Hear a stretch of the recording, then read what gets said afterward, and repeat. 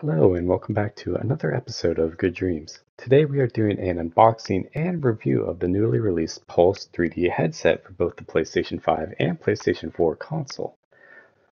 If you prefer to skip our unboxing and just want to hear our review, be sure to check out the timestamp below, which would direct you to our review chapter. For now though, let's check out this nice gorgeous little box. And if you notice I sound a little different than I usually do in my videos, it is because I'm recording this audio separately from the video using the 3D Pulse headset itself.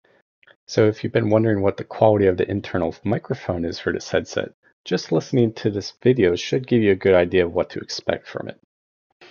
And as we begin to open this box up, we notice the packaging is very similar to what we've come to expect from Sony recently. We are greeted with a box in a box that holds the accessories and information packets, warranties, and good to know information. In this little packet, we get the cables, which include three different things. The first being the USB dongle, which to me is quite frustrating. It still exists, but I'll get to that later. Moving on, we have the standard USB-C charging cable. It's nice that it is USB-C and not micro. And finally, the standard 3.5 millimeter to 3.5 millimeter audio jack. Additionally, we also get the standard start guide manual, paperwork, warranty, whatever. Who cares? Let's move on to the actual headset, right? That's what we're all here for. First impressions of the quality of headset are that it is built pretty nicely. It's very solid, rigid piece. There's no creaks or cracks when you flex it, which has been an issue for me personally with headsets in the past. So I'm glad this doesn't creak like the original gold headset did for PlayStation 3. Maybe will in the future, but for now, it feels really solid and sturdy, and there's no real moving parts, so I don't expect it to ever creak. That's both a good thing and a bad thing, because adjustability for this is minimum. As we can see, this headset's a little different because it's not like a traditional one that usually expands or decreases along the headband.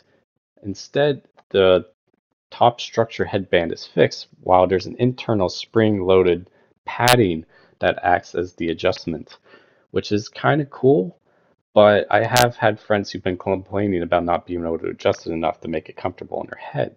So while this headset fits me pretty well, adjustability-wise, it might not work for you, which is a concern. But for now, let's take a quick look at the buttons that are on the left side of the headset. At the very top, we have a rocker button that adjusts the game versus chat audio, which is very nice. I love that. Below that, we have a slider that lets you monitor or listen to your own voice with the mic pumping it in. Below that is a standard volume rocker.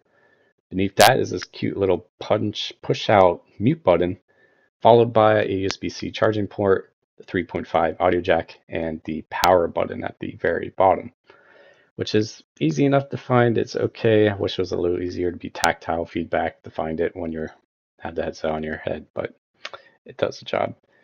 I did notice this odd little feature. The headset stands on its own. Isn't that neat? It actually took me a while to notice that, but you don't really need a stand. The way they molded the plastic, it stands vertically on its own. I think that's so cool. I've never seen that in a headset before. Let's see how it looks next to some other headsets that I own. Specifically, these are also made by Sony, and they're the noise canceling WH-1000XM3. Also very high quality and nicely made headset. And finally, I also use the Philips Audio SHB9. God, I hate these names. 9500. Boy, that's a mouthful. And these are my primary gaming headsets. These are the ones I've been using to record all my videos with and play just on my own for fun, and have been my favorite for the last couple years. So these are ones I've been mainly comparing to the new PlayStation Pulse 3D. And let's do a fit test, shall we? This is where I really was impressed with the PlayStation 3D Pulse. It was absolutely made and designed to fit over top the VR headset. Without a doubt, these are the most comfortable headsets to use with the PlayStation VR. And it fits on without basically any adjustment because it has that little auto adjusting internal band. So you don't need to do anything on the outside. It just slips over the headset.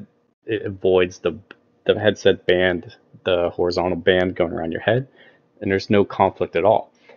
That has not been the case with pretty much every other headset I've owned, as we try on the very, very expensive Sony noise canceling ones.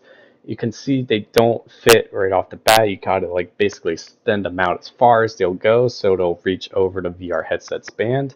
And even then, they don't really cup perfectly. They're kind of pushing out against the head just a little bit. So they definitely were not designed to work with the headset. They do the job, but not great. And as we try on the Philips, I'm actually going to record this part of the video with the microphone from the Philips headset, so you can compare the microphone quality between the Philips and the PlayStation. But as we see fit-wise, the Philips suffers the same issue as the noise canceling from Sony.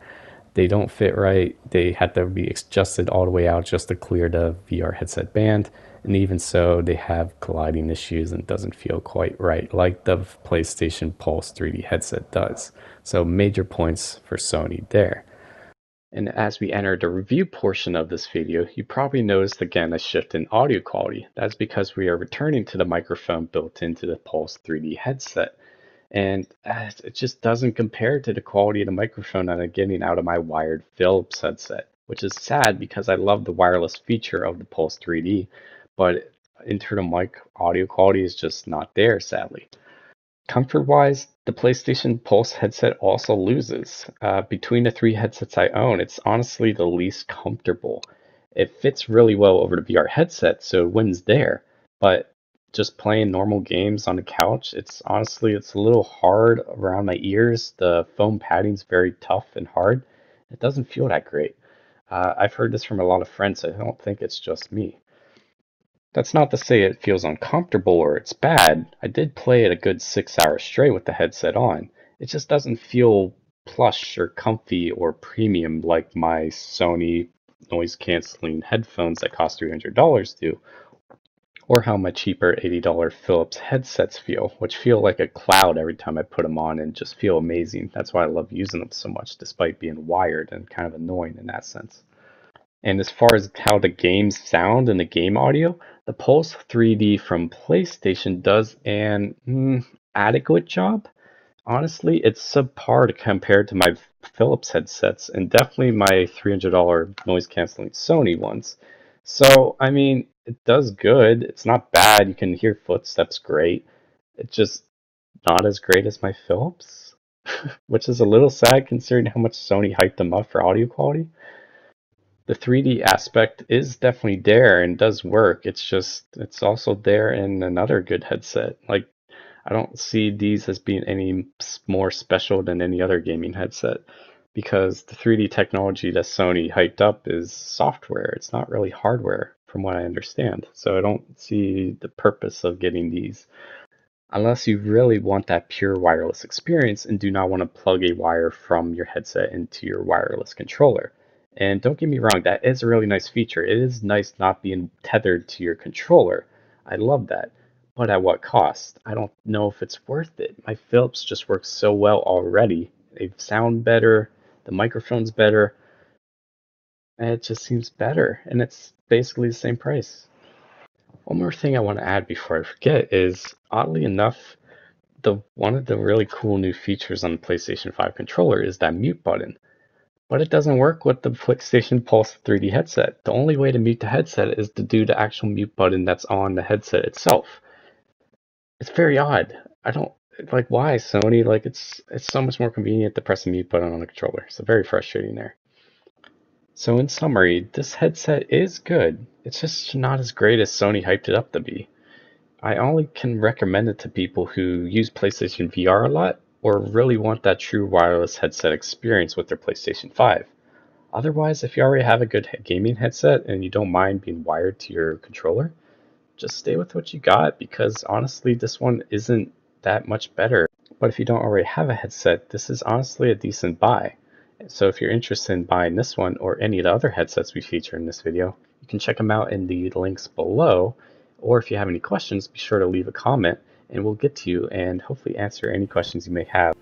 For now though, thank you for watching, and as always, sweet dreams.